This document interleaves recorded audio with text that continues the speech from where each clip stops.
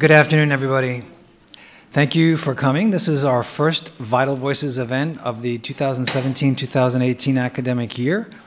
And as some of you may know, what the Vital Voices series, the intent of the Vital Voices series is to bring people, academics, researchers, people of import from all over the country to the university to speak on aspects of their career, be it in criminal justice, social work, or urban education. And today we are honored to have with us a man who was the professor for many of our professors. For many of our esteemed professors, they were taught by this man here. And he is renowned, world-renowned in his field, and I don't have the background to be able to talk about that, but someone else does. Our own Dr. Gehring does, because she was taught by Dr. Latessa. So I'm going to ask Dr. Gehring to come up and to speak and introduce our guest. Dr. Gehring.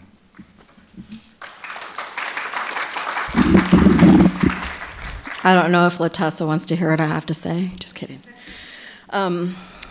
Steve is absolutely right. Dr. Latessa was one of my professors at the University of Cincinnati.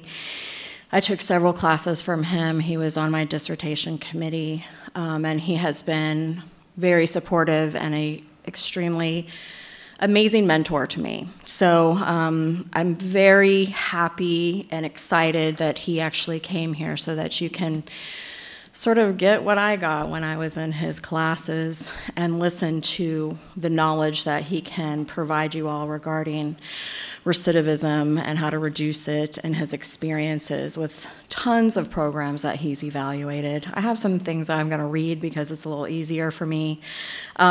He received his PhD from Ohio State University, and he's the director and professor in the School of Criminal Justice at the University of Cincinnati. He's published over 170 works in the area of juvenile justice, criminal justice, and corrections, and is author of 8 books, including What Works and Doesn't, Reducing Recidivism, Corrections in the Community, which I use for my community-based corrections class, and Corrections in America. Professor Latessa has directed over 195 funded research projects, including studies of day reporting centers, juvenile justice programs, drug courts, prison programs, intensive supervision programs, halfway houses, and drug programs. He and his staff have also assessed over 1,000 correctional programs throughout the United States, and he has provided assistance and workshops in 49 states. He's also received numerous awards, including being named one of the most innovative people in criminal justice. That was determined by a survey that was put out to hundreds of criminal justice professionals. And among these specific innovative leaders, Latessa was the only researcher and professor in criminal justice named among the top professionals. So it's my pleasure to introduce to you Dr. Latessa, and here we go. Thank you. Thank you. First, let me say thank Dr. Gehring and Dr. Lovins and all the other faculty here for inviting me. I was very excited to get this opportunity to come and speak to you a little bit about my work, and I know that some of you have to watch my video on YouTube in Dr. Gehring's class, so I apologize for that. But I have been doing this work for a long, long time, and as I thought about my presentation today, it's not a long time. I only have a little over an hour and want to try to leave some time for questions. So I'll try not to bore you too much in that short period of time, but I will leave time, so if you have questions, you feel free to ask me any questions that you have. If I don't know the answer, I will make it up, just so you know that. My work has primarily been focused on correctional rehabilitation, risk assessment, designing programs that hopefully can help change people's lives. And so I thought about this presentation. I decided to label it kind of what works and what doesn't, and to talk about some lessons that I've learned over the years. I started out as a researcher. That's what I did. Someone would get a grant. Typically, they would get a grant and they would need an evaluation done, and they'd call me, and I'd go and they'd tell me all the great things they were going to do, and I'd write that down like I cared about it. And at the end, I was worried about the comparison group and the data and how long we're going to follow people and all the things researchers worry about. And then about 30 years ago or so, we got a large grant. The state of Ohio decided to create some day reporting centers. And they were going to put them around the state, strategically around the state. And they basically wanted us to evaluate them. But they had an interesting question. And the question was, suppose one of them's more effective than the other.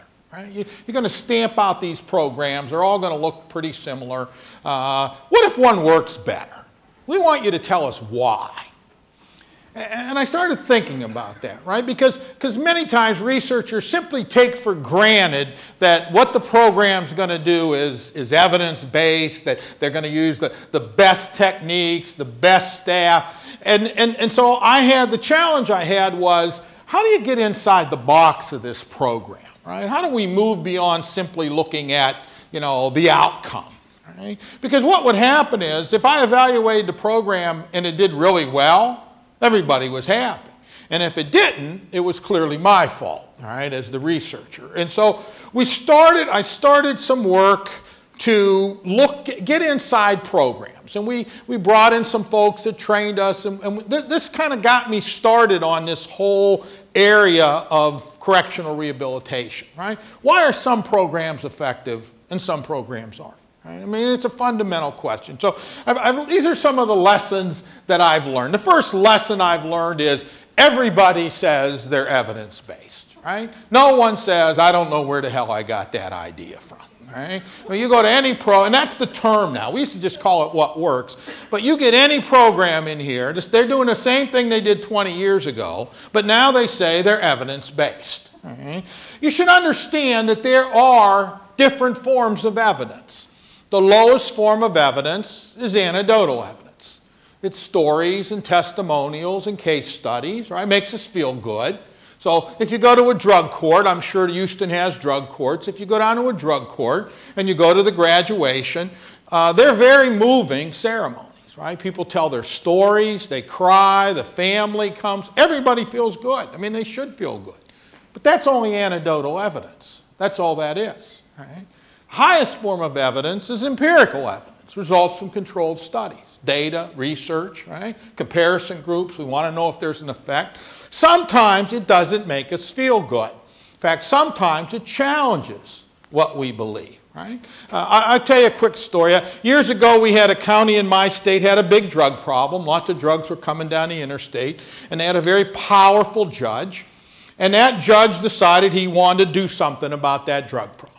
Right? He was tired of this revolving door. He would put people on probation, they'd fail, he'd lock them up for a while, they'd get out, they'd fail again, right? I mean, that's kind of the pattern we see with people that have serious drug problems. And so he started asking around, where could he find a good program that worked with drug offenders?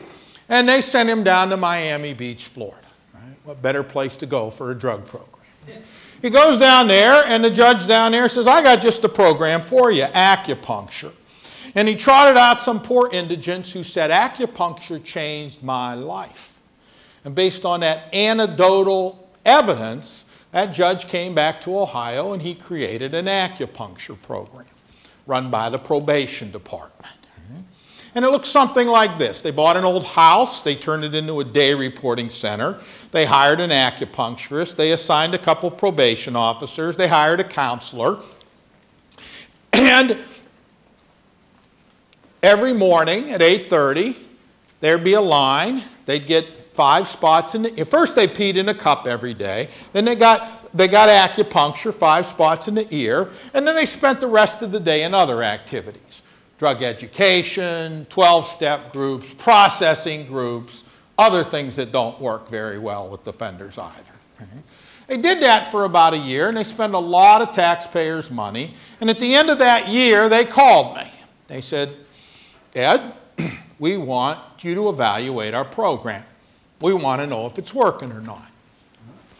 Let me be clear. When someone asks me if a correctional program is working, I know what they're usually referring to. They want to know, is it changing people's behavior, right?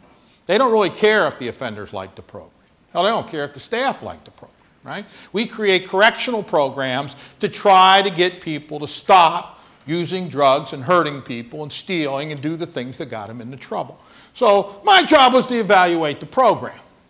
Not that hard. I'm a researcher, right? They had a whole bunch of drug offenders that went to the program. They had a whole bunch of drug offenders that didn't go to the program, right? So when we create a program, what do we expect? We expect the people that go to do better than the people that don't, right? In almost every aspect, right? We have educational programs. We expect if you go and complete, you're going to do better than somebody that doesn't, right? It's how we design most programs. But then they said to me, we want to know if acupuncture works. And I had a problem. Because everybody was getting acupuncture, but they were all getting all this other good stuff. Right? To answer that question, I got them to allow me to do a random experiment. We randomly assigned people to one of three groups. Acupuncture. You come in the morning, pee in a cup, got acupuncture, and got all that other good stuff. Placebo group. Come in the morning, pee in a cup, but we're going to give them acupuncture in the wrong spot. It's okay. We'll give it to you for sexual dysfunction. Right? Control group. Come in the morning, pee in a cup, no acupuncture. Get all the other good stuff. Acupuncture, placebo, control. Acupuncture, placebo, control. That's how random assignment works. The only folks who knew who were in the acupuncture group and the placebo group was the secretary that kept the list and the acupuncturists. The POs didn't know, the offenders did. To make a long story short, what did we find? At the end of the study, who had the lowest recidivism rates of all three groups? The control group. The control group. You ask why? It's basically because acupuncture is horse shit. Right? But the question to me wasn't why didn't it work? The question to me was, why did treatment and pseudo-treatment groups do worse? I mean, there's nothing harmful. You're just getting a couple spots in the ear, right? And so I thought about this a long time, and I believe that the reason that those groups did worse was because they thought they were getting some treatment that was going to fix them. They could hang out with the same people, do the same things they had always done, think the same way, but they were getting this new treatment. It would be like if I had a pill with nothing in it. You wanted to lose weight, and I had a pill, and there's nothing in it. And I tell you, if you take this pill every day for 6 months, you can eat anything you want. You can eat as much as you want. You believe me. What would happen 6 months later? You'd be 20 pounds heavier, right? So I'm telling you this story for two reasons. One, not everything we do in the name of treatment is effective. We can make people worse. And second, that's how we build evidence, those kind of studies. Right? Because they loved the program, by the way. They were in the newspaper every day. They were getting all this attention. Yet what did the data tell us? The data told us not only didn't it work, it was actually had higher failure rates. So some things don't work. Okay? I like to think of it as evidence-based decision-making. I think we've moved over the years. We used to talk about evidence-based programs, and I think that's a mistake. Because how that would work is somebody have a program in Colorado, they do a couple studies, they show that it did great, and all of a sudden they're going to bring it to Texas. We're going to do that program in Texas because it's an evidence-based program. And Texas would do it and wouldn't get the same results. And they couldn't figure out why. Well, maybe the staff weren't delivering it properly. Maybe they are putting the wrong people in the program. Maybe there was no leadership in the program, right? And so I realized early on that people are going to design their own programs, right? I want them to understand the kind of the principles. And so I like to think of it as evidence-based decision-making. It involves some treatments, it involves some tools, but it's not just the tools you have, it's how you use them. Right? Here are the steps in evidence-based decision-making. Starts with assessment. Right? Starts with assessment. Not only assessing the offenders, you've got to assess the people, right? Because think about it. Anything you want to fix starts with assessment. Right? Anything. I don't just mean people. I mean cars. You want to fix your car, right? You take it to the shop. What do you want them to do? You want them to say to you, just leave it here. We'll tear it all apart and figure out what's wrong with it. No. You want them to hook it up to the computer. You want them to ask you questions. What's it doing? When's it doing it? Right? That's an assessment. Right? But it's not just assessing the offenders. You've got to assess your programs and your practices. We do a lot of things in this business that get no effect. We're wasting our time. We'd have got the same effect by doing nothing. Okay? Second step is to look at the research. Consult the research. And, you know, this criminal justice system is we're talking about people's lives here, incarcerating them, families being split up, and we need to design programs around the research. It would be like if you had a heart condition and you went to your doctor and they said, I don't know anything about heart conditions, but I got some ideas. I got them from my neighbor, little Mexican woman. What are you going to do? I know what I'm going to do. I'm going to find another doctor. All right? I want my treatment based on what? Evidence, research. I don't want them to say, well, we'll try some things. They don't work. We'll figure it out. Okay? We've got to look at the research. Third step is to ask yourself, do we have the programming specifically to reduce risk? We want our programs, especially our community programs, to be in the risk reduction business, not just risk management. We manage risk. Prisons can manage risk a lot better than we can in the community, right? So we want to have programs that reduce risk, not just manage it. Fourth, of course, is evaluation. You have to evaluate the people in your program because at the end of the day, we want to know if they've learned anything. Are they doing better? Do they have skills, right? And it means having data, and it means evaluating what you do. And finally, probably the biggest is professionalism and knowledge from the staff. And by the way, it's not just training. Training's actually not very effective. When we look at the evidence on training, we don't see big effects on training. And I figured this out years ago. I used to go out and train people.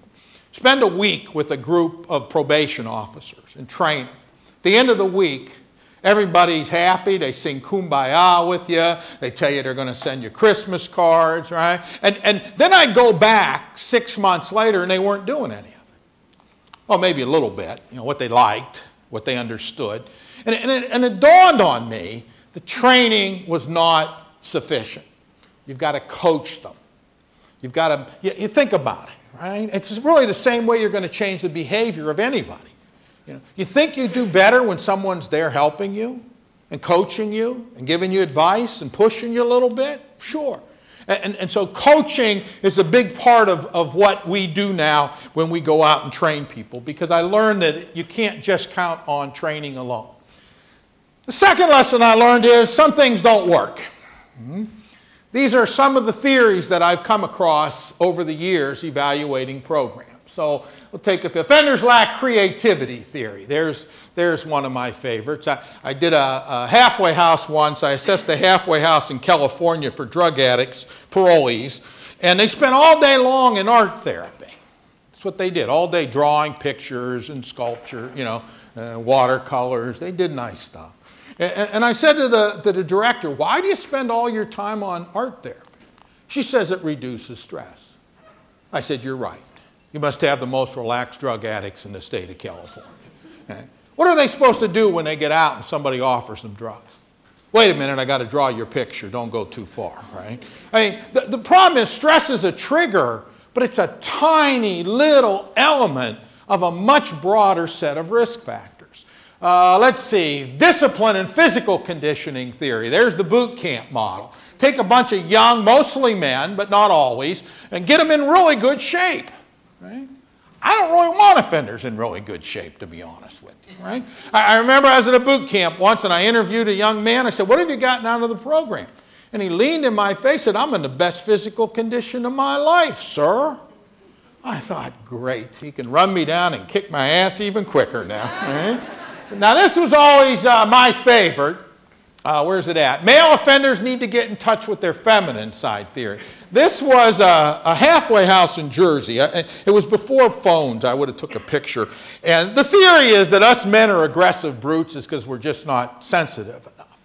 And so they made them dress up in drag. They had to go to group dressed as women. So if you're ever mugged in New Jersey by an ugly guy in a dress, it's probably one of their graduates. So I don't make this stuff up. Here are some examples. Dance program gets juveniles moving on the right track. There in a small, secure, concrete area, young male offenders dance their way toward a new outlook on life. Here's one. Running teaches inmates the value of success. I thought we didn't want them to run. Right? There's one. Drum circles. Oh, I love this one. She introduced the first drum circle in a New Zealand prison. She describes it as wow. That's the data they have right there. Wow.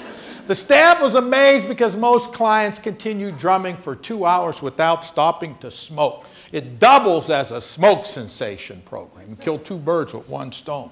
Gardening conquers all. How to cut your jail recidivism rates by half.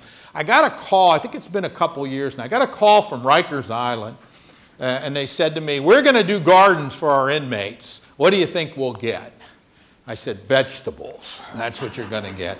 They hung up. They weren't happy with me. Handwriting formation. Here's Texas. Now, this is an interesting one. Handwriting formation aims to reform juveniles in Texas. So this woman, you just have to fax her your delinquent's handwriting, and she will tell you how to fix them. And she got mad. Somehow she got mad at me and called me or wrote me and said her program was evidence-based. I said, well, I'd love to see the studies. And she never sent them to me. But circus clown trains troubled teen. Now, that's actually a skill that could come in handy, right? I mean, they'll be able to get over fences quicker and get away. And then I like, this is Canadian. Dog sledding as restorative justice. Exercising wilderness skills was seen as a way of rebuilding the perpetrator's self-esteem. So they're worried about how the perpetrator sees themselves. This is another one that could come in handy, right? If they escape from prison someday, they'll have those survival skills. We won't catch them for a while. And there's some other things that don't work. Fidelity, I don't care what model you use. If it's not done well with Fidelity, we see negative effects, even from programs that have shown strong effects over the years. Talking cures, self-help, vague unstructured rehab programs. That kind of drives me crazy because, I go to these counties and the programs say, well, we do counseling. What's that mean? Give me 5 counselors, I'll give you 5 approaches. Life skills, there's one.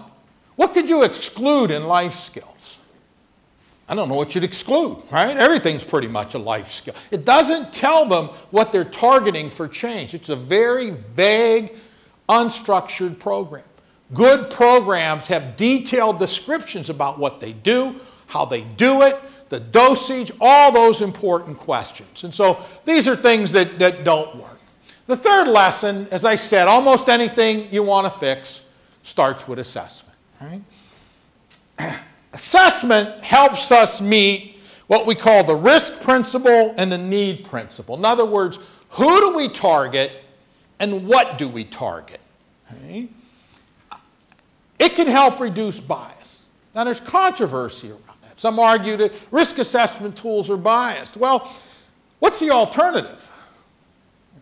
Intuition, judgment. And here's what a risk assessment tool gives you. It gives you data.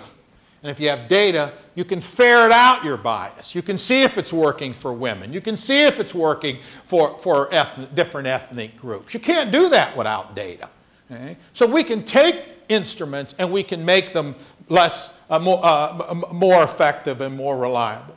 And we want to know if interventions have an effect. If I don't know where you started, I'm not going to know where you end up. Right? And so assessment, good assessment, helps us know that. Now, to understand assessment, you have to understand risk factors.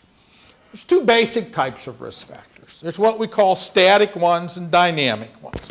Static are those risk factors related to risk that we can't change. So, if you've been arrested 5 times, that's a risk factor. What am I going to do about it? Right? Father was in prison. That's a risk factor, actually. I can't do anything about it. Right? It's a static predictor. It's a good predictor, but it's static. Dynamic factors are those things related to risk that can change. You get high all the time. You don't have a job. Hang around with a bunch of thugs. Those are dynamic risk factors. But there are two types of dynamic risk factors. And I think that we tend to think people can change quickly. And the problem is some risk factors are acute. You can change them quickly. I'll give you an example.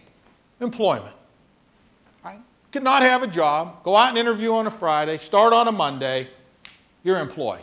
You went from no job to having a job. That's acute. But guess what? Most risk factors are stable. We're not going to change them overnight. I'm not going to change who you hang around with overnight. I'm not going to change how you think overnight. I'm not going to make you less impulsive overnight.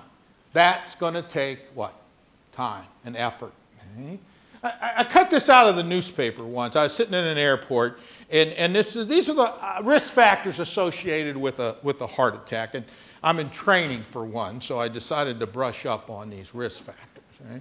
When you look at this list, the first three in blue are all strong predictors. Family history, your father, your mother, your grandparents had a heart attack, you have a risk factor.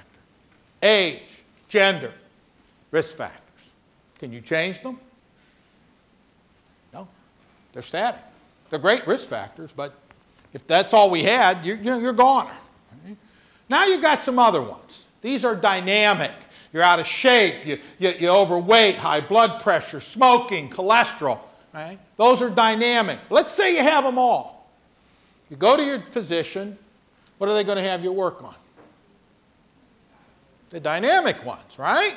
They're going to have you work, get some Lipitor, get your blood pressure down, get in shape, quit smoking by all means, right? You could do all of that and still have a heart attack, right? I mean, right? We see these joggers keel over all the time. That's why I don't exercise, right?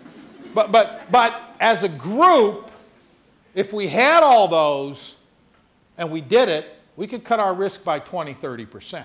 That's what actuarial prediction's all about, by the way.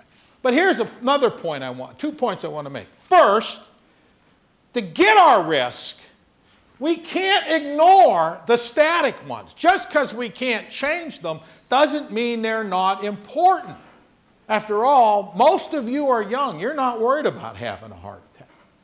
But when you hit 50, you start worrying about it. Okay? So age, right, even though I can't change it, right, it's important.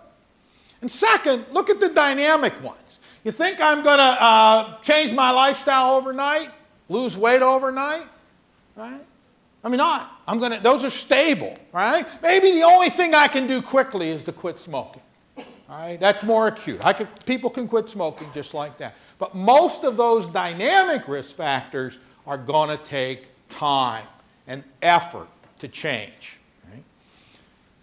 By the way, and remember this, just because you can't change static doesn't mean they're not important. Dynamic risk factors are more difficult to measure, but if you're going to do case plans, you're going to measure change, you've got to have them included. Here in Texas, you use an instrument called the TRAS, the Texas Risk Assessment System. It's basically the Ohio risk assessment system that we developed in Ohio, and now Texas uses it. So you have a fourth generation assessment tool that you've called the TRAS. A number of states use it. Indiana uses it. They call it the IRAS. Arizona uses it. We won't let Utah use it, though, because it'll be your ass if Utah uses it. So we won't allow them to use it. Lesson 4, I learned this a long time ago. You want to reduce recidivism? Focus on the people likely to recidivate. Right? This is what risk looks like. Actuarial, if you took the TRAS and you assessed 1,000 people here in Texas on probation, that's the distribution you would get in terms of risk. About less than 10% are what we call low risk, less than 10% will recidivate. That means 1 out of 10 low-risk people that get into trouble will get in trouble again. Here's what that means programmatically. You've got to put all 10 of them in a program to get one. That's what that means, because you don't know which one's going to fail. Moderate risk, about 1/3. High risk, now we're at about 60%. Very high risk with this instrument, you get very high risk, about 70%. So, you want to reduce recidivism. Why are you going to focus on this group? You're going to focus on these groups, right?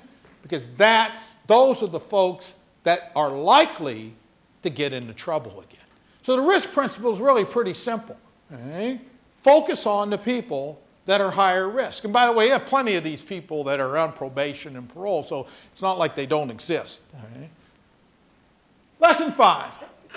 Comparing low risk to high risk tells us nothing about a treatment effect.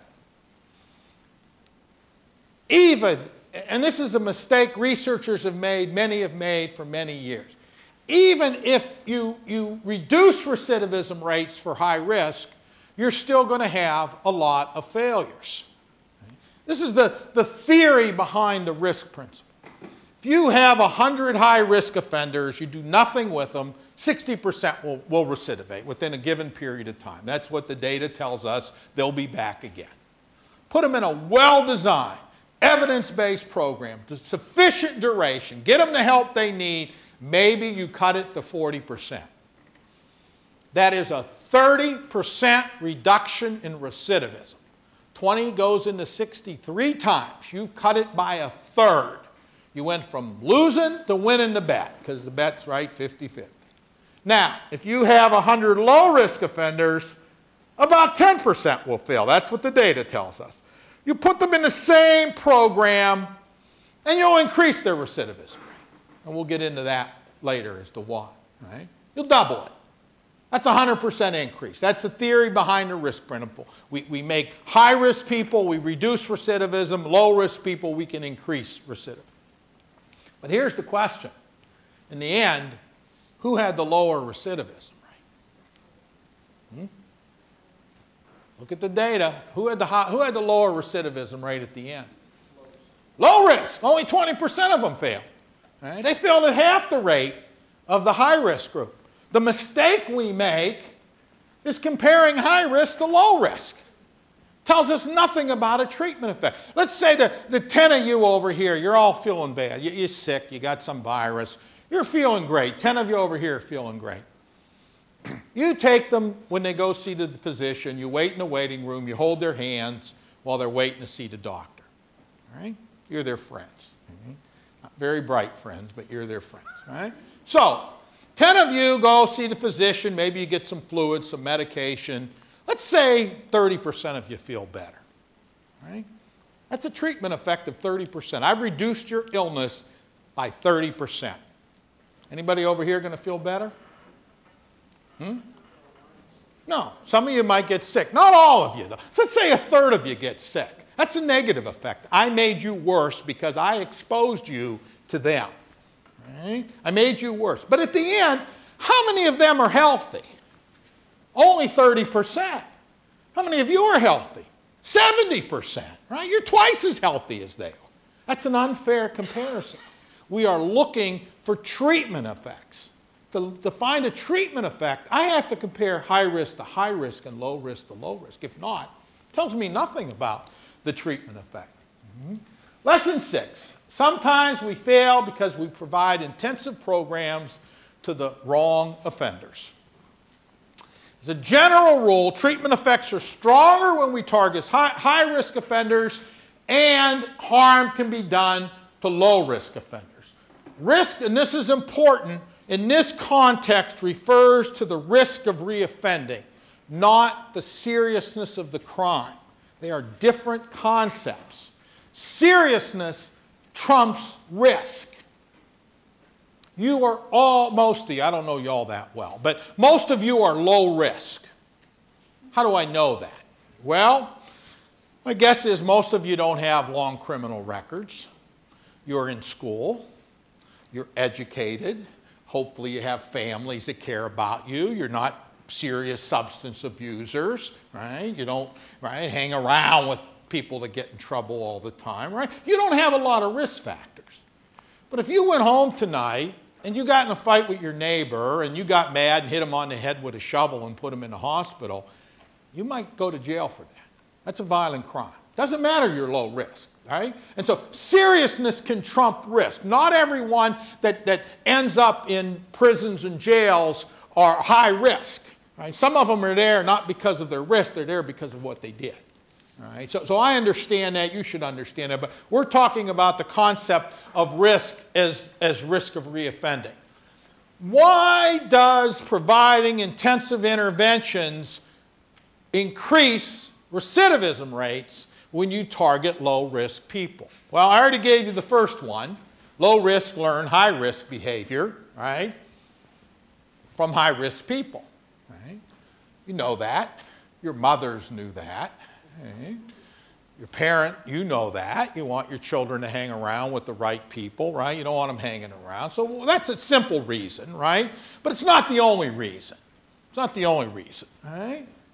When we take low-risk people and we put them in intensive interventions, we disrupt what makes them low risk.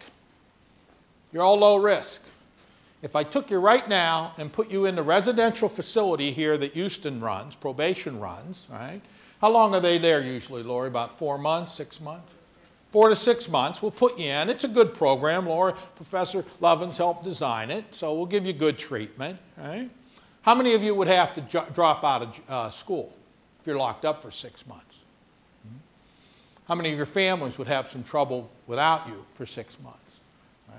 How many of your neighbors would have welcome home from the correctional treatment reception for you? Right? In other words, I wouldn't reduce your risk. I'd give you some new risk factors. Right? And the third reason is because when we increase reporting and surveillance to low-risk people, it often leads to more violations and more revocations, right? In fact, some states now are actually eliminating revocations based on technical violations because they're trying to control their prison population, right? But think about it. I make you report every day. I drug test you every day. You're late for a meeting. That's a technical violation, right? And we've known this for a long time. You know, there isn't a probation officer in the country who doesn't think if they had a lower caseload, they'd be more effective. The evidence doesn't support that. The evidence says what they'd be more effective at would be catching people. Mm-hmm. I always tell folks, you know, I have four adult children now, but I had 4 kids. That meant my wife and I had a caseload of 2. 2. They still did shit they weren't allowed to do. All right? So you can't get it low enough, all right?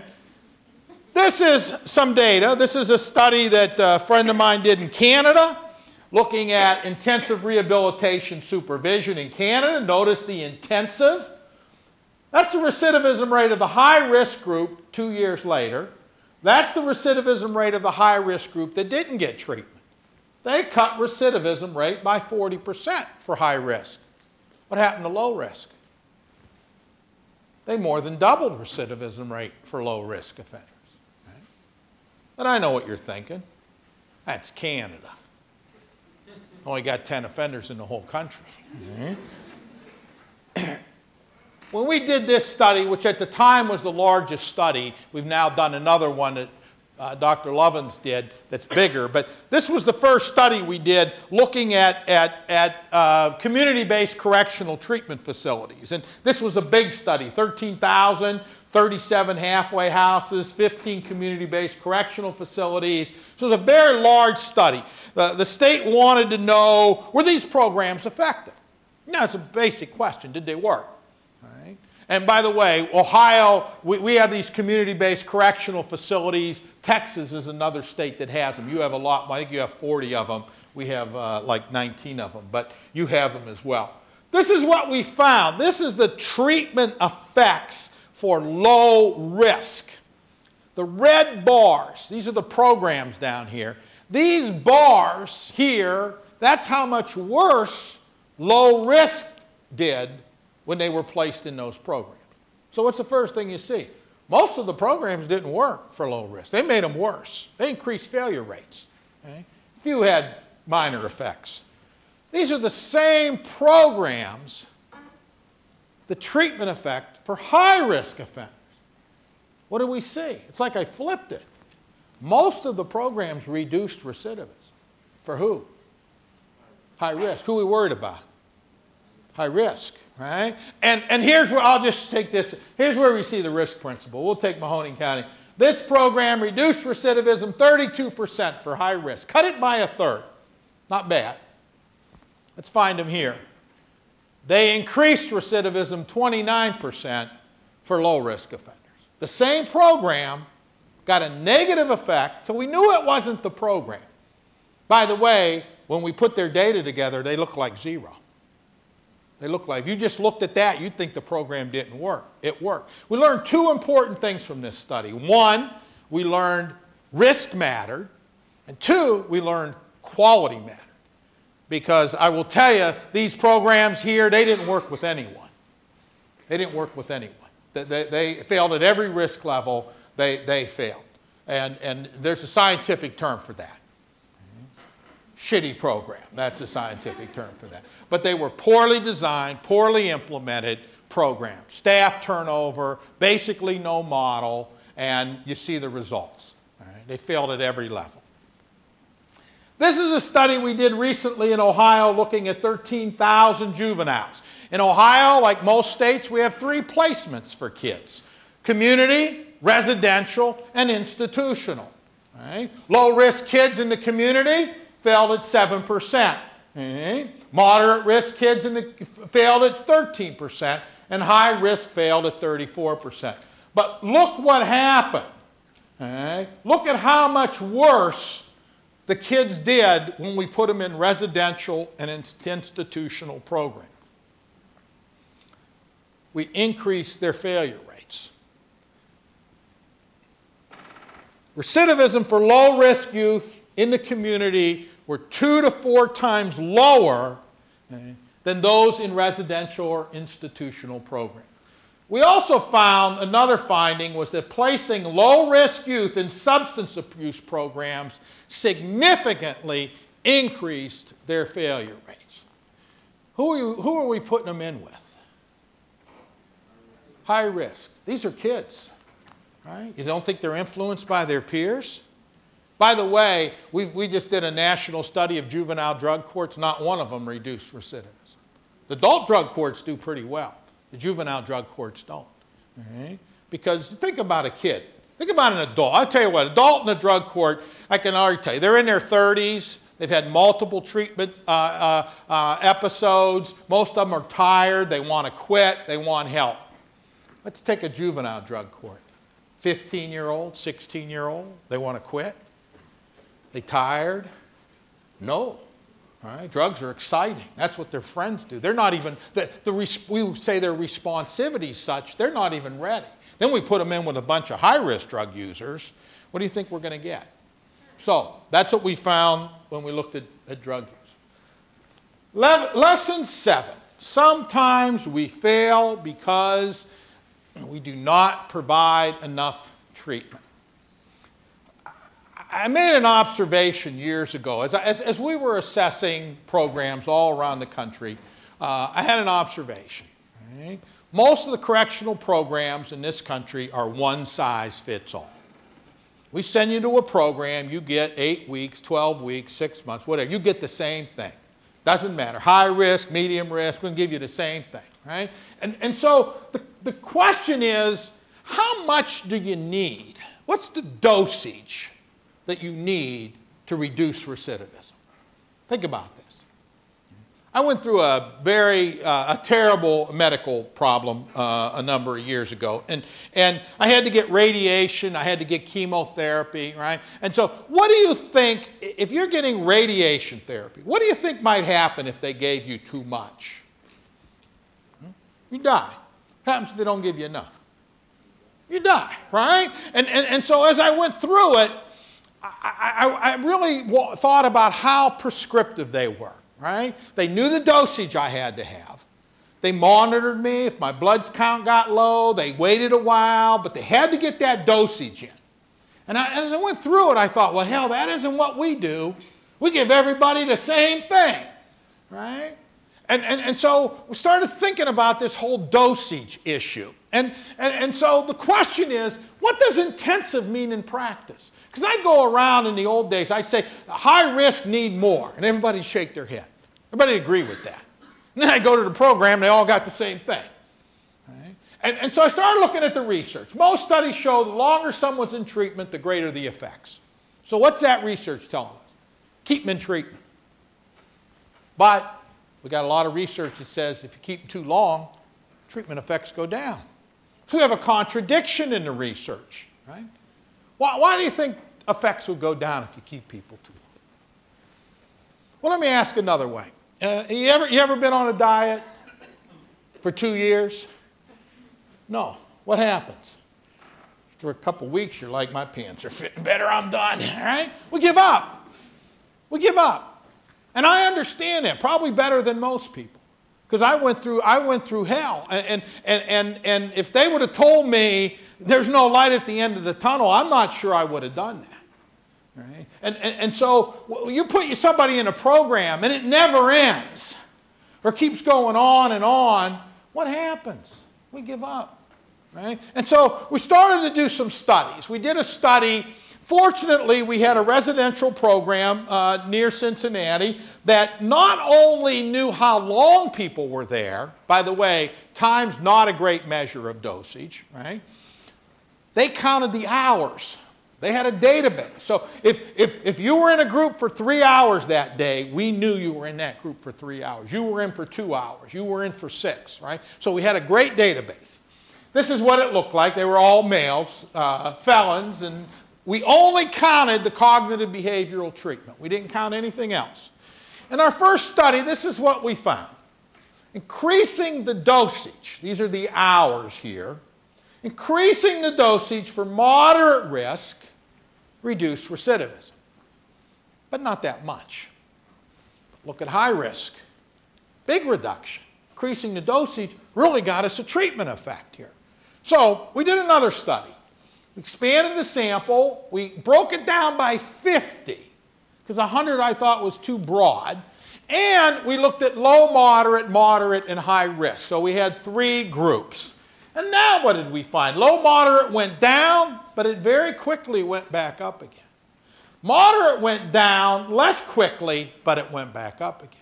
High risk continued to go down. And so this research, and by the way, this is a juvenile study we did. We didn't have hours, but we had months. Look what happened when they kept low-risk kids. That's their recidivism rate at 3 months. That's their recidivism rate in a year. And that's if they kept them over a year. They doubled their recidivism rate. Moderate risk. It was only high risk whose recidivism rates went down if they kept them long. Right? Because they got more dosage. And so these are just some guidelines that we have here in terms of hours. But here's a big finding. 100 hours for high risk will have little effect. You know what that means? Wasting your time. And here's what I think this research said. By the way, you know, this research, every program in the world worries about how many hours they offer now, right? And I wish I'd never done that, because I don't think the hours are the magic number. The real finding from this study is you cannot give everybody the same thing. You've got to assess them and decide you need more help. You have more risk factors. We can get it done a lot quicker. Plus, he may learn quicker, right? I mean, so there's all those kind of factors that go into it. But this is an important area of research now that hopefully some of you will pick up and do additional work. Lesson 8. Everybody thinks they're an expert in criminal behavior. Okay? Everybody. Okay? Even people that have never dealt with an offender. Right? It's one of the few areas of life, I think, where everybody has an opinion, to be honest with you. Right? That and food. I mean, you know, if you were a nuclear physicist, no one's going to tell you how to build a nuclear reactor. Right? They don't have an opinion. You tell them that you're in the crime business, and they're going to tell you how to fix criminals. Right? I was on a flight once. I was flying to Boise, Idaho. I was seated next to an elderly woman, one of these chatty types, you know, wouldn't take a hint. And she asked me what I did for a living, and I made the mistake of telling her. And for 4.5 hours, she told me how to solve the crime problem. Did not get off the plane in Salt Lake. Stayed right on with me to Boise. I don't know how she got the same seat. Now I just tell them I'm a proctologist. They leave me alone. All right? Some of the young people don't know what that is. You go look that up. All right? First person to do this work was a guy named Cesare Lombroso. Lombroso was an Italian physician who devoted his life to studying criminals. He studied 5,000 Italian criminals. And he wrote a book called The Criminal Man. It was a major book at the time. And in the book, he wrote how one day they killed an Italian bandit and they brought the body to the prison. And he wrote in the book that as he stood over this dead offender, it was like a revelation. After all these years of research, he said, he could finally, it dawned on him, he could identify the characteristics of the born criminal. What did he say they were? Large forehead, earlobes, solitary line in the palm of their hands. Not women, they were morally deficient, so you're all right. Tattoos. They were excessively hairy. You ever seen an Italian that wasn't excessively hairy? They had acute eyesight, lascivious lifestyle, lack of foresight, and a love of orgies. It's another Italian characteristic. Lombroso went on to say that about a third of all criminals were what he called born criminal, atavistic throwbacks, Neanderthal men. It was very popular. Late 1800s, social Darwinism was popular. Lots of people did research. They started looking at body types. Lombroso was wrong. His work was flawed. Nobody believes that anymore. But here's why he's important to you.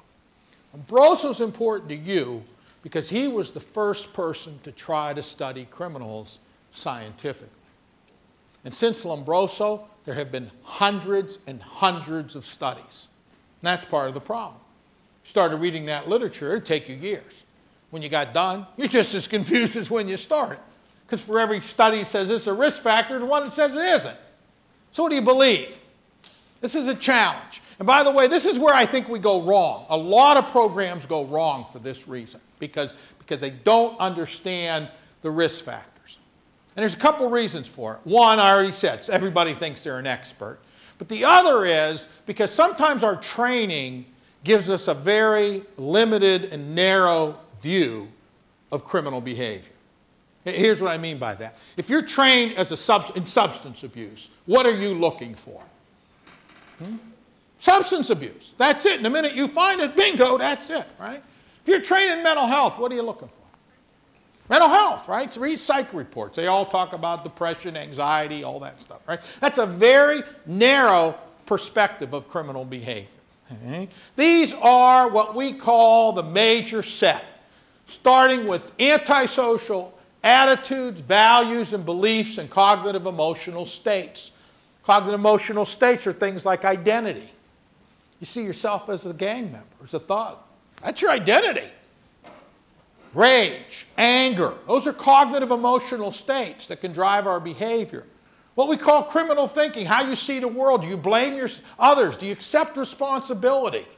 Right? Do you minimize what you do? Yeah, I stole their stuff. They got insurance. I beat them up. I've been beat up worse. Right? It's that kind of thinking that often gets them into trouble. Associates. But it's not just knowing criminals. Some of you new people got in trouble. But most of you are here because you had people that cared about you. You had people that kept you on the straight and narrow. It's the flip side of that. It's a mistake we make, by the way. We spend a lot of effort trying to control who they're hanging around with and where they're going. That's just risk management. What we need to do is spend a lot of time on hooking them up to pro-social people. I always tell POs, when you assess someone, don't just ask them who they get in trouble with. Ask them who they don't get in trouble with.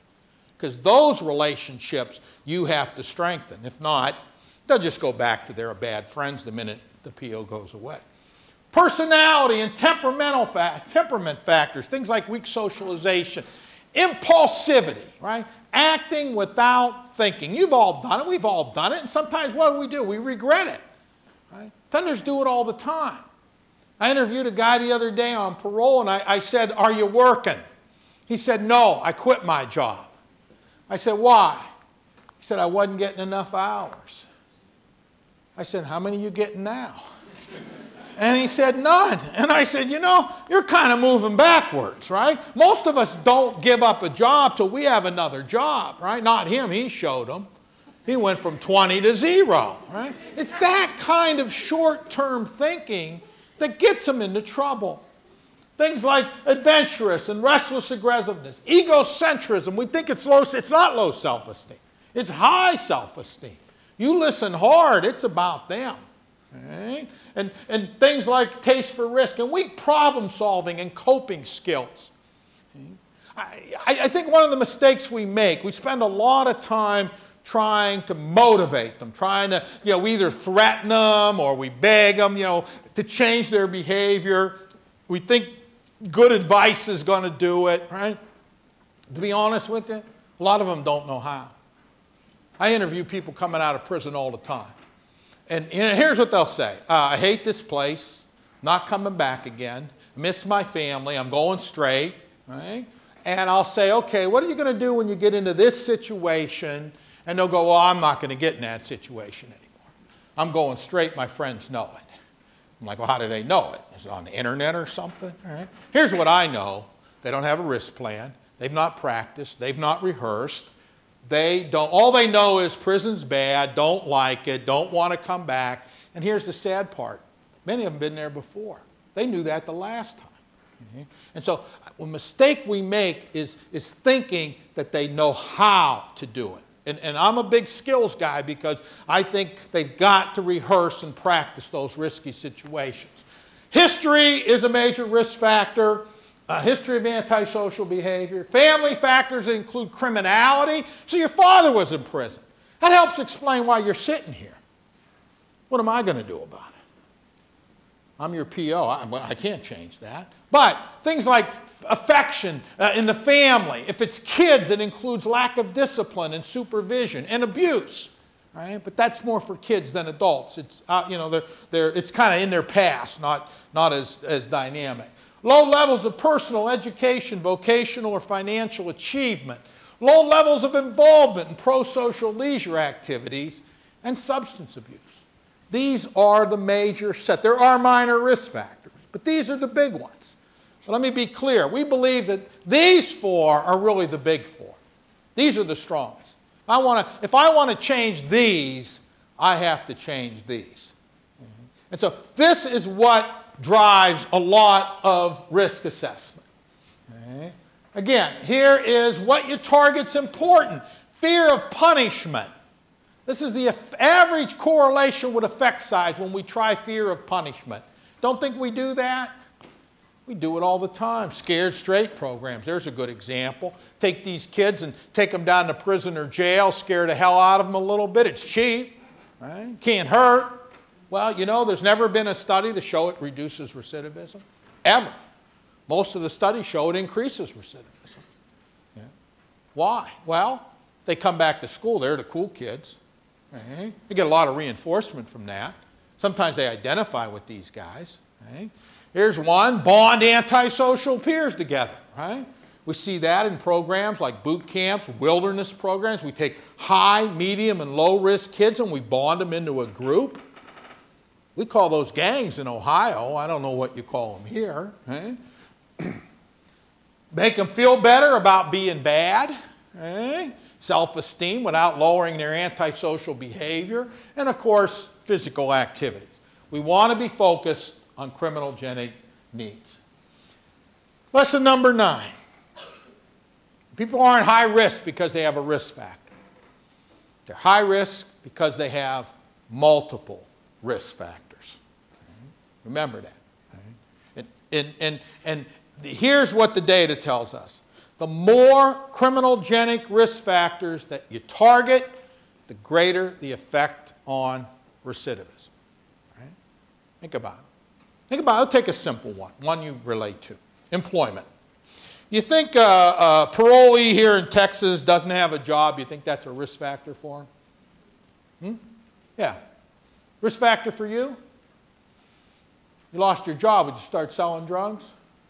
Mugging old ladies? Robbing houses? No. What will we do? You go get another job. Look, being unemployed doesn't make you high risk for criminal behavior. Unless you said, I can make more money in a week than you make in a month, or I'm not working for $10 an hour, or I'm not into that 9 to 5 thing. Now being unemployed is a big risk factor because you have those antisocial attributes and you have 40 hours a week to get into trouble. But just being unemployed doesn't make us elevate us to high risk for criminal behavior. Okay? And that's really what that is telling us. I want to use this study as an example to kind of make a point here. This is a study done looking at criminal thinking and mental illness. You did not see mental illness as a major risk factor. And I'll tell you why. It's not. In fact, the correlations are almost non-existent. There's only one diagnosis that has very high correlation with criminal behavior: antisocial personality disorder. None of the others show correlation, right? So this was a study done in which the researchers went into a prison and they assessed diagnosed mentally ill offenders and they compared them to non-mentally ill offenders. And what did they find? They found 66% had belief systems supportive of a criminal lifestyle. When compared to other offender samples, male offenders with mental illness scored similar or higher than non-mentally disordered offenders. On criminal sentiment scale, 85% of the men, 72% of the women with mental illness had antisocial attitudes, values, and beliefs, which was higher than the incarcerated sample without mental illness. What did they conclude? Criminal thinking styles differentiate people who commit crimes from those who do not, independent of mental illness. Incarcerated persons with mental illness are often mentally ill and criminal, needs to be treated as a co-occurring disorder. Guess where they did the study? Texas. Right? That's Texas data. Right? And I always thought, why wouldn't we think that, right? We have mentally ill judges. We have mentally ill professors, right? I got a bunch of them work for me, right? I mean, so mental illness is pretty pervasive. We all have family members that have problems, right? And make them criminal. I was really interested in this study, really, and I got thinking about juveniles. And so I replicated the study, went into Ohio's juvenile institutions, and what we found was that youth with mental illness scored similarly than non-mentally disordered youth, and suggested that youth with mental illness have attitudes and values similar to those youth without serious mental illness. But here's the question that needed addressed. Did they bring them in with them, or did they develop them while they were there? Well, what we found was there was no correlation between length of time and changes in scores. In other words, it appears they brought them in with them. Okay? And this has implications for treatment, but I'm trying to use this to make a point. Okay? They have multiple needs, multiple factors that have to be addressed. Okay? And so that's true with almost all people that get to be higher risk. Lesson 10. We can change behavior. We just have to go about it the right way. First, let me say this. It's not easy. If you think it's easy, try changing your own behavior. It's hard. The older you get, the harder it gets, right? Hard to give up a bad habit or do things differently, right? I mean, we try, but it's difficult. So we should be a little sympathetic to people that have had a lifetime of antisocial behavior. It doesn't happen overnight. So if I ask you this question, to think of 3 speeches that have changed your life, not including this one, by the way. Anybody have a speech that changed their life? What do you have? When I was in the 5th grade, I was hanging around with the wrong crowd. Yeah. And my brother, we got into an altercation because I was a hot little kid. Yeah. And he shook me, and with tears in his eyes, he said, I don't want you to wreck your life. Yeah, good. Yeah, and that was more your brother, that it was your brother. Somebody else you might not have paid attention to, but yeah, the relationship there was important. Yeah, very good. That's great. The most common ones, I tell you what I usually hear. Martin Luther King, I had a dream. People heard that and changed how they looked at hope or race. John F. Kennedy, asked not. They changed how they looked at public service. Powerful speeches. But it's hard to think of speeches that have changed our life. Right? I know I can't do it. So I got another question for you. Who are the 3 people that have changed your life? You've already named one, your brother. Right? Who are the people who changed your life? You born in a cabbage patch? No, I'm just kidding. Who are the people? Father? All right. Miss Thomas. She is? She was a neighbor. She was the A same. neighbor? Okay. All right. My fiance. Fiance? Professor? You. Me? There you go. Another professor. All right. Parents, grandparents, aunt, uncle, sibling, children. All right. Who are the people you want to be like? Who are the people you couldn't wait to see? Who are the people that saw something in you? Why are you here? Right? You're here because somebody saw something in you, somebody pushed you and encouraged you, right? What I'm trying to get you to see is how much more powerful social learning is than talk therapy. Right? I mean, the problem is that, you know, it's not because they never got any good advice. Oftentimes it's because of the people around them. They didn't have the brother that said you need to straighten out. Right? And where would you be without that? Right? And so well, these are the people that really changed my life. Right? These are my 4 children. Right? And I learned a lot about criminal behavior from this one. Right? This was the young one, Allie. You know, Allie was she was the youngest. She got picked on a lot. She had a temper on her, and she'd get in trouble a lot. And mainly from this one. Okay? So he knew how to get Allie in trouble. So one day, and it's kind of got me thinking, one day Allie, I remember what happened. They were fighting, and she was about 4 or 5. She took the phone, she threw it, bounced it off his head, the portable phone, right? And he's yelling and screaming and crying. She's standing over him. I'm going to fix you, right? And I'm there. And I'm like, that's it, Allie. That's it. How many times have I told you you're not to take that, you know, things into your own hands? She says, I don't know. I ain't keeping count, right? I said, get in the corner, right? Put her in the corner. I'm punishing her. Why am I punishing her? I'm punishing her to extinguish the behavior, right? That's what punishment can do, extinguish that antisocial behavior. So she goes in the corner, right? How long do I keep her there? Well, a minute for every year she is, right? That's what the psychologists tell us. So she's 5. I set the timer 5 minutes. I did forget her once, all right? But I was watching TV, but she was okay, right? So we'll play it out. I put her in the corner, right? First 2 minutes, she's madder than hell. She's looking at me and looking at her brother. When I'm done with him, I'm coming after you, all right? That's what she's thinking, right? Put that nose back in that corner. Right? You turn around. You think about what you did. About minute 3, 4, she's calmed down. The clouds left. Punishment has extinguished the behavior. Okay? Now she said, Daddy, I'm ready to get out. I said, you think about what you did. When the timer goes off, we'll talk. Timer goes off. She comes out of the corner. I bring her over. I said, tell me what you did. She said, Michael did this. I said, that's criminal thinking. Okay? She looked at me funny. I said, tell me what did you do? I hit him with the phone. All right? I said, right, Allie, I've told you. I told you, when he does something to you, come and get me and Mom. We'll take care of it. Right? That's when it realized, right?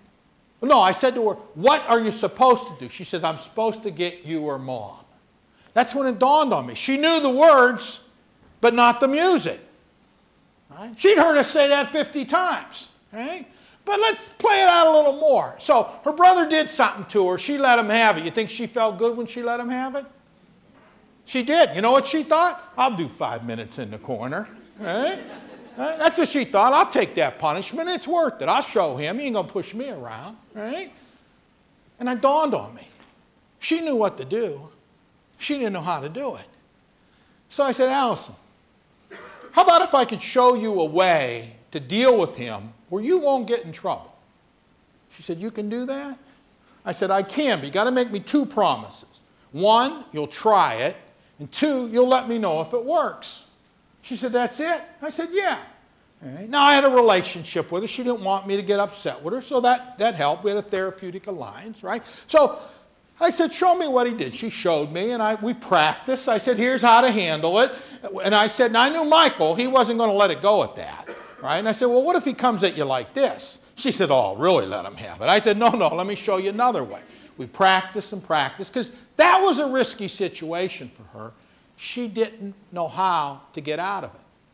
So, because think about it. She'd let him have it. She'd get caught every time? No. She might got caught 1 out of 3 times, right? When she got caught, it's like, I'll suck it up and, do my time. Okay?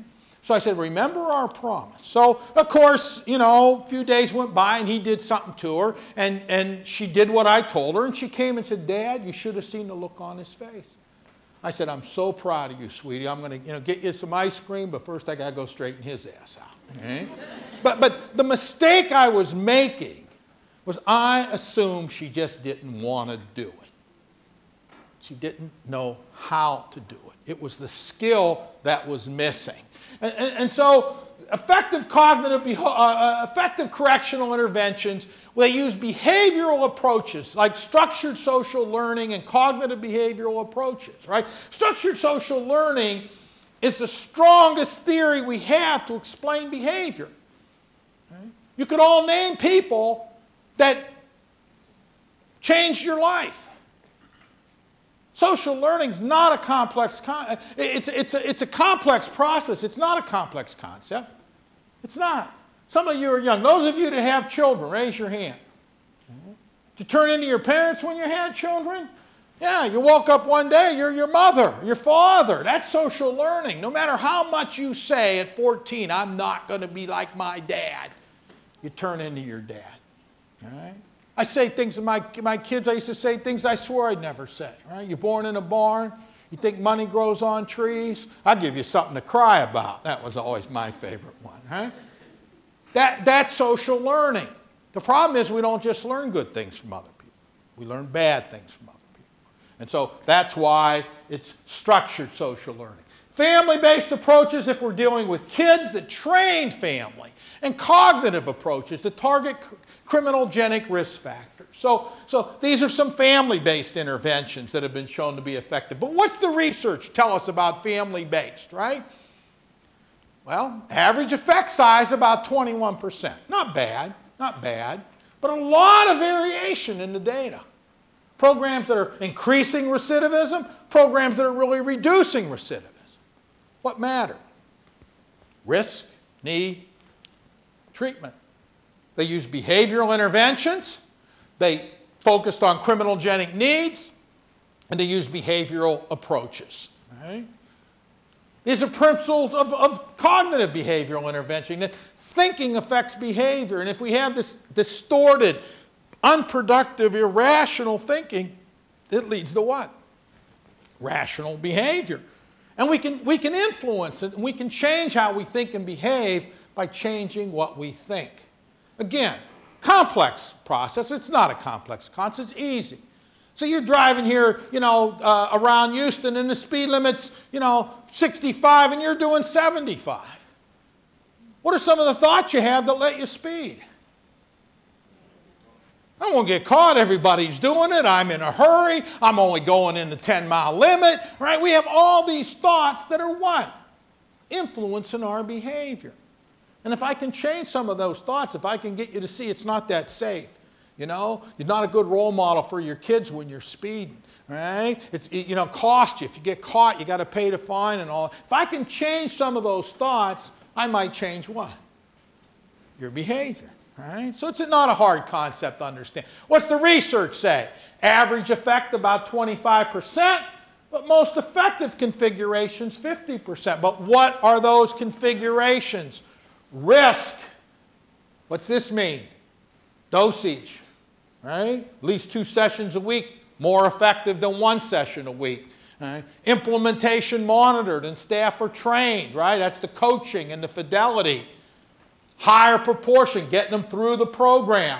You know what the feds found? You know what the biggest barrier is to treatment, the feds found? Transportation.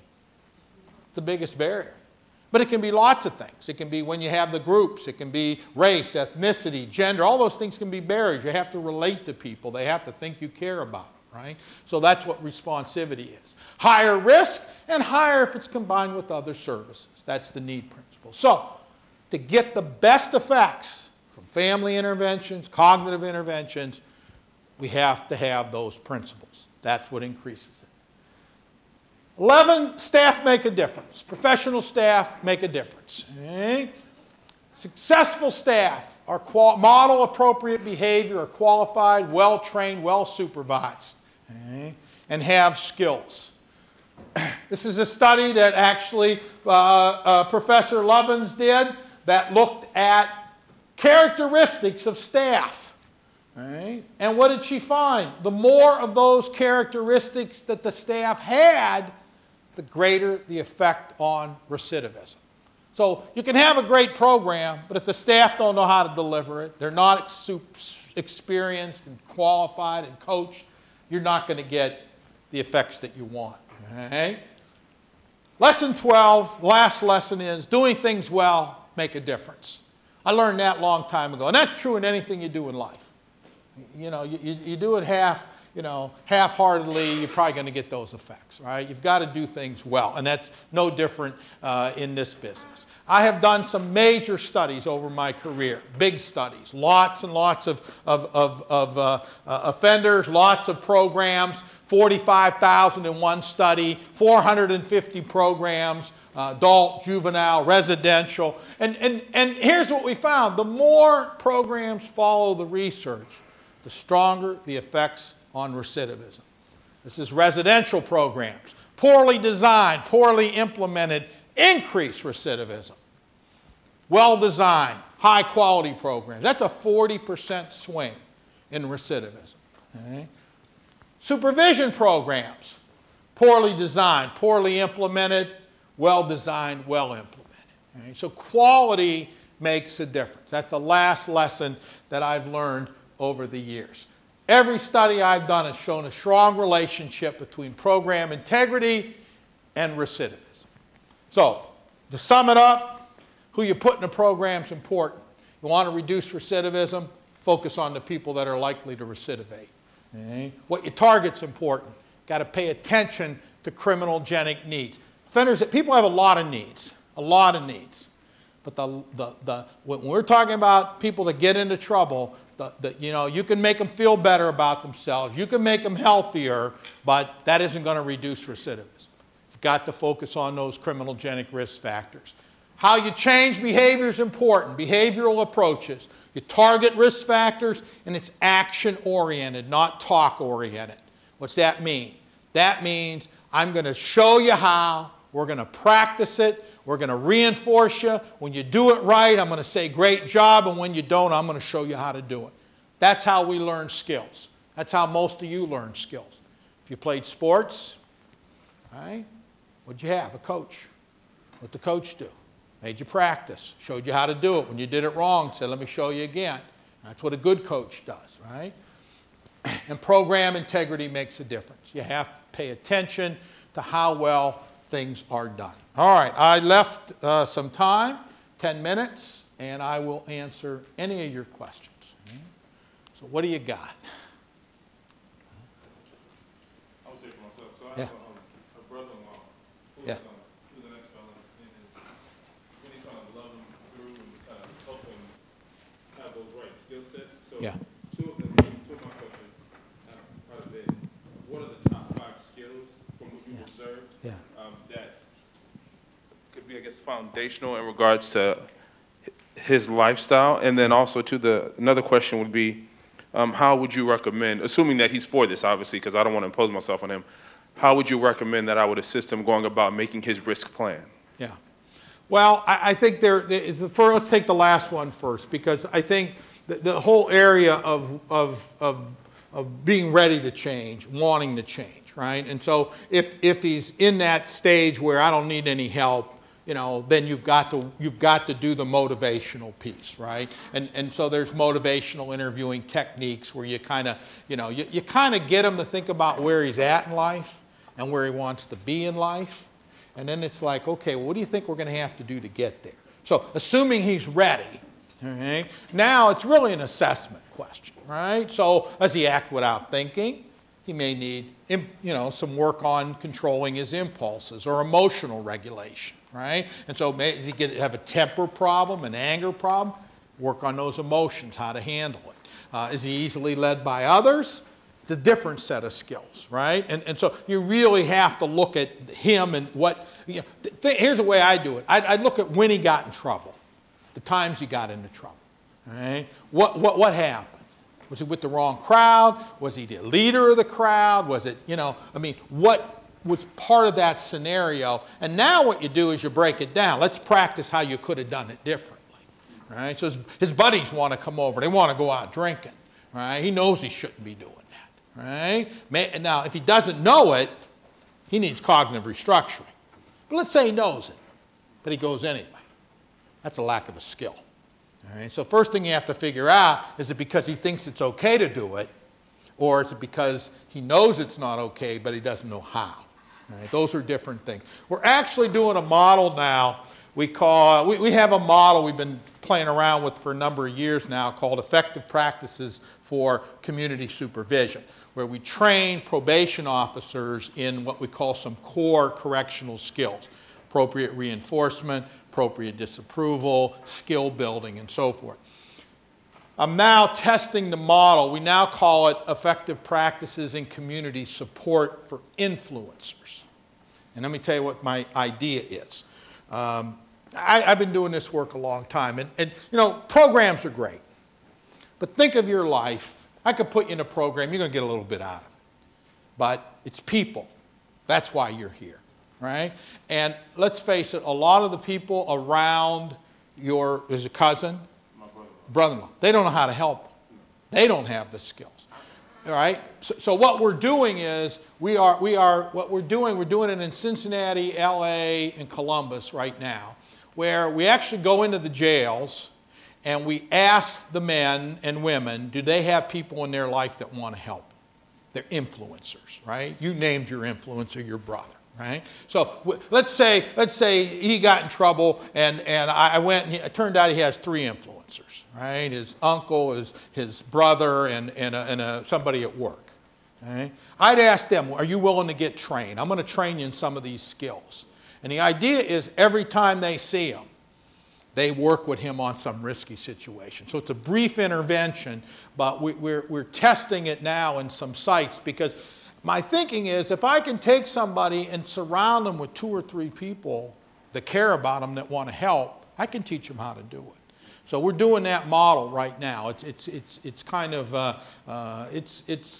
we got a couple studies going on, and but I think the more people I can train as influencers around someone, the greater the dosage, the more support, right? And here's the beauty. When I train POs, I have to teach them how to have a relationship. I don't have to teach you how to have a relationship. You already got the relationship. You just need to know how to help direct them. So, and if you email me, I'll send you some stuff on it. Yeah, we've got some videos and different things. So that's what we're doing. But I'd have to know what his risk was in terms of what to work on. During your presentation, you talked a lot about cognitive behavioral therapy. Yeah.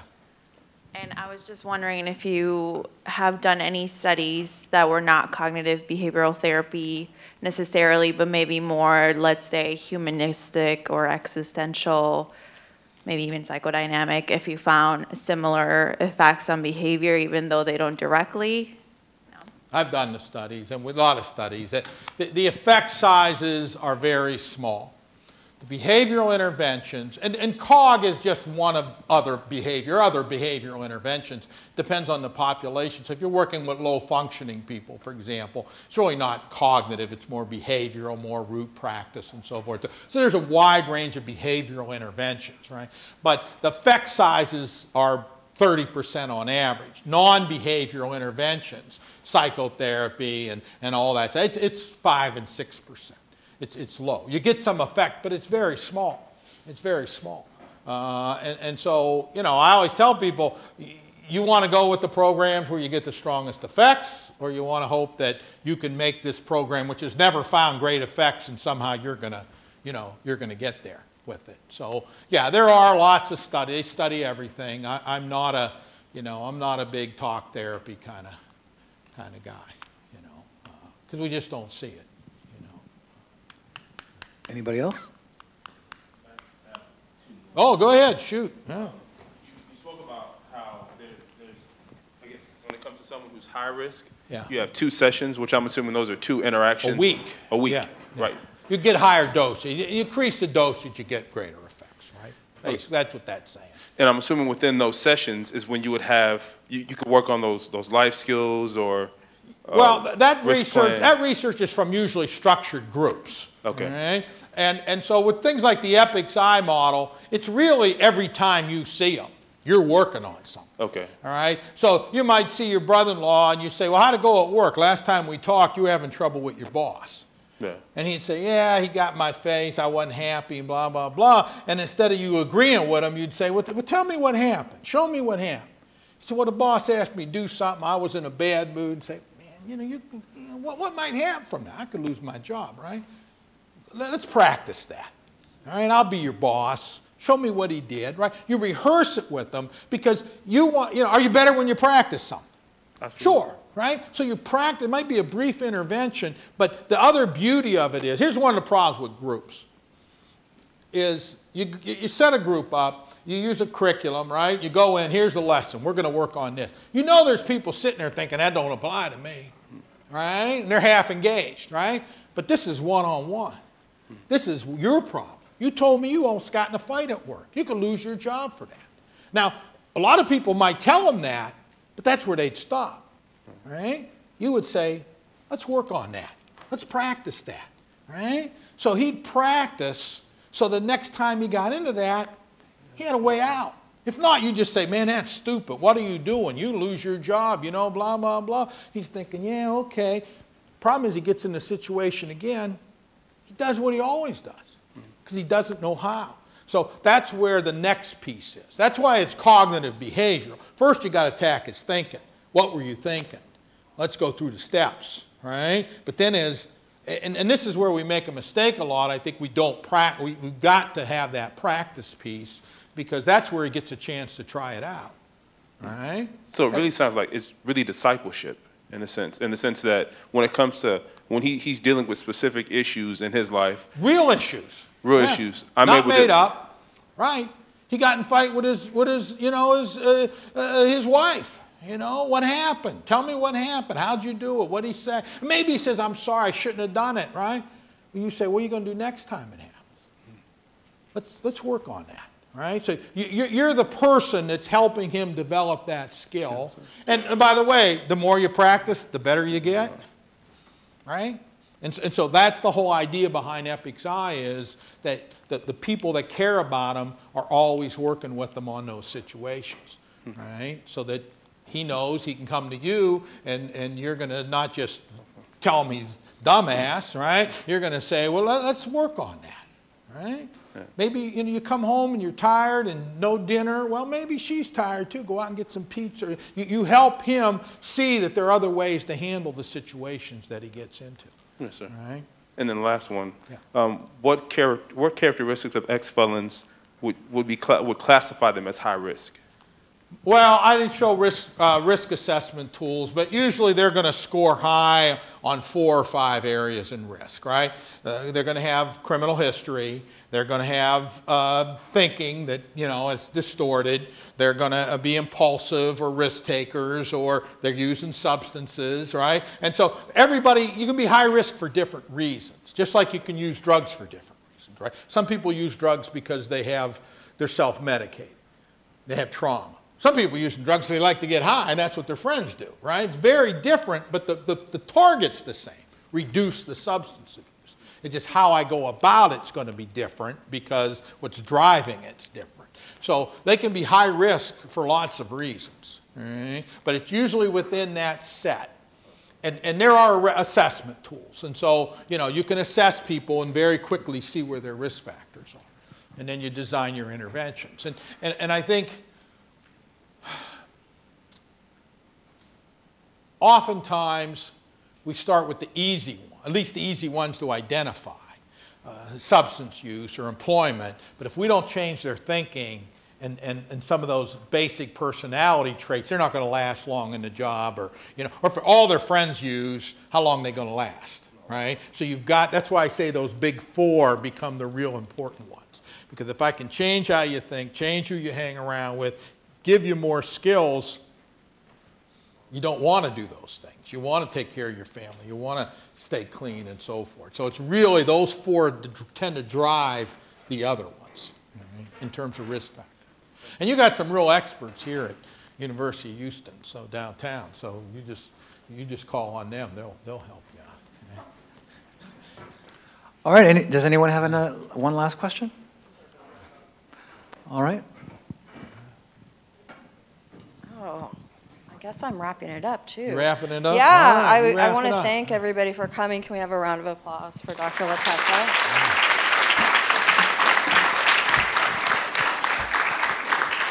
Seriously, I'm sitting there and I'm like, oh, I feel like I'm in grad school again. Like, I've heard this so many times from him. You think you'd remember it after all these you think times. I would remember it and not show clips of you in my class, right? We want, as a token of our appreciation, we want to give you a few things. Some University of Houston downtown memorabilia, a little, this is for your stress, to squeeze. I'm a carrier. I give stress. I don't get stress. That is the truth. We've got a shirt that I hope will fit you. Very good. And a mug. And we also have, I think for those of you who've seen this poster, we had it framed for him. Oh, thank you. I'm going to hang that in the offices so all the faculty can see that. Your beautiful face. So thank you so much for coming. Thanks I for really having me. appreciate it. All right, see you. I love you.